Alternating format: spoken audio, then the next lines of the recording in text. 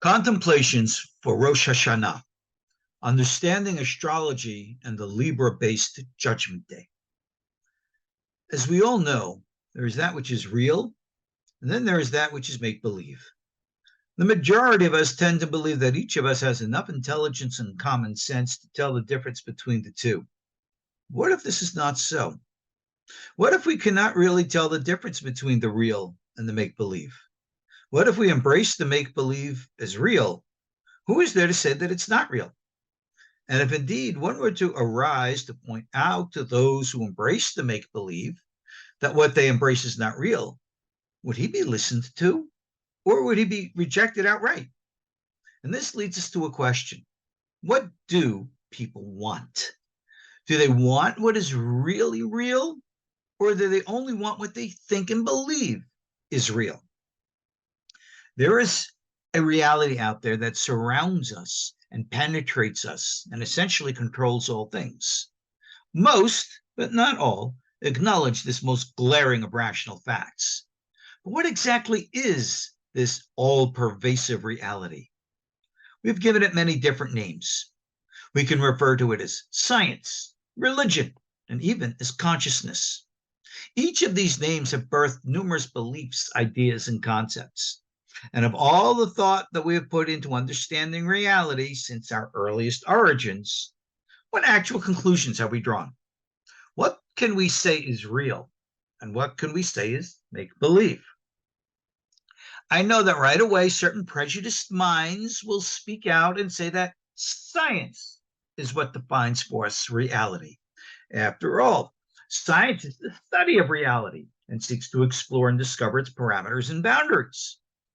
I agree with what science is, as I've defined it here, but this leads me to an important conclusion. Science is an ongoing process. Science, in order to be proper science, must admit that the science of today was once considered to be what was make-believe in the past. And now proper science must also acknowledge that the make-believe of today may indeed become the science of tomorrow. In order for science to be real science, it must not entertain prejudice and be closed-minded. Science should not declare something to be real or make-believe based upon present knowledge, but rather science should declare what it believes and what it suspects. Only with what can be clearly proven should science declare something to be real or make-believe, and then admit that future knowledge may indeed turn around such conclusions. This is, after all, the history of science. What was once rejected becomes the norm, and what was once disbelieved and thought to be make-believe turns out to be real. So clinging to science as an authority to declare what is real and what is make-believe may not be long-lasting. There is that which is real, regardless of human opinions or ideas about it. Human beings often deny the reality of what is real, but human denial does not make the real to become unreal. This belief does not change reality, nor does it make any of it to go away. Science is an ongoing process. What we deny exists regardless of our denials. We may close our eyes to certain truths, but they remain truths, whether we choose to see them, embrace them, understand them, or not. I have laid down these concepts and facts so that I may introduce to you some of these contested realities. Science may indeed contest the truth of the energetic realities proclaimed and experienced by the religious and the spiritual. But scientific denials of religious truths do not make religious truths to be lies, regardless of scientific protests to the opposite. After all, what can a closed mind and a closed eye see when they choose not to see? We exist in a very complex reality. We know that our planet Earth exists in a very complex solar system and greater galaxy. We know of the existence of cosmic rays and radiations of all different kinds that collide into our Earth and bombard it at every instant. science has learned to recognize the truth of these realities. What science has not yet learned, or not yet publicly released, is the knowledge of how all these cosmic bombardments affect human psychology and human behavior. Energetic fields and cosmic rays clearly have an effect upon the human psyche. These influences may be subtle or they may be overt, but one way or another, they exist. One of these energetic fields of which I speak interacts with our planet based upon Earth's annual movement around the sun. Our moon rotates around our Earth 12 times in the time it takes for our planet to rotate once around the sun. We all know this. I'm talking about months and years. But as our Earth moves around the sun, it is constantly being bombarded by different energetic fields and rays that we pass through along our annual rotation. As we pass through a specific area of space, our moon also receives these energetic fields and rays, and their energies become focused and directed. They then extend a specific influence over the Earth and upon all creatures living on it during the period of the moon's movement at that time. An astute reader will recognize that I'm describing here the underlying mechanics that explains the reality of astrology. Planet Earth, in its movements around the sun, passes through a large number of cosmic rays and energy fields that not only affect human beings physiologically, but they also affect us psychologically and energetically.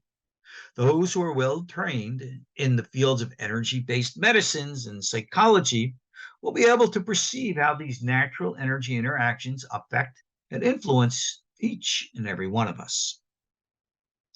Long ago, the sages of Israel, who were adept in these sciences, saw and recognized that the astrological period ascribed to the star pattern called Moznayim, Libra, had a very powerful influence and effect over all life on Earth. As we know, Moznayim, Libra, is the symbolic image of the scales. Scales weigh balance. The scales of Libra reveal that at the time when planet Earth reaches this space in its movements around the sun, when the moon aligns with the star patterns that we call Libra, all life on Earth becomes subject to a universal force that causes the course of direction for each life form for the following rotation of the Earth around the sun until it arrives back again to this relation place 1 year later. The sages of Israel saw this great influential power and recognized that the first day of the Hebrew month, Tishrei, which corresponds to the first day when the Earth passes through the Moon-Libra alignment, is the head of the year, Rosh HaShana. For this day becomes a judgment day for all life on Earth. Rosh HaShana is thus a cosmic, astrological, annual occurrence. The reality of this time passage and its psychological and energetic influences is recognized in the Torah and Judaism, but should never be misunderstood as being an exclusive Torah-based Jewish religious holiday. Rosh Hashanah is recognized in Judaism, but it, in and of itself, is not Jewish, but rather it is universal and cosmic in nature. Rosh Hashanah is called the head, or the beginning of a new year, because as Earth passes through Libra, the cosmic scales are rebalanced. Each and every form of life on Earth becomes subject to a cosmic astrological influence that will set the course of one's life for the following year. All this was ordained by God in the beginning. The Torah in Genesis 1 uses an ancient and very intricate Hebraic literary device to describe the story of creation. The text is a wonderful blend of metaphors that describes the development of life on Earth. The language of the text, while true in literal fashion, also contains layers and layers of hidden truths that transform the text from being a mere statement of ancient religious myths and into a series of coded instructions that reveal to the educated observer the secrets of cosmic creation itself. One of these hidden truths is that the story of the creation of Adam and Eve in the Garden of Eden occurred on Rosh HaShana, the first day of the Earth's passage through the moon's influence under the star pattern of Libra. Thus, Rosh HaShana is considered the birth date of the human race. One who knows and understands the stars sees how the time of one's birth outlines for one many psychological traits that will direct one through one's life.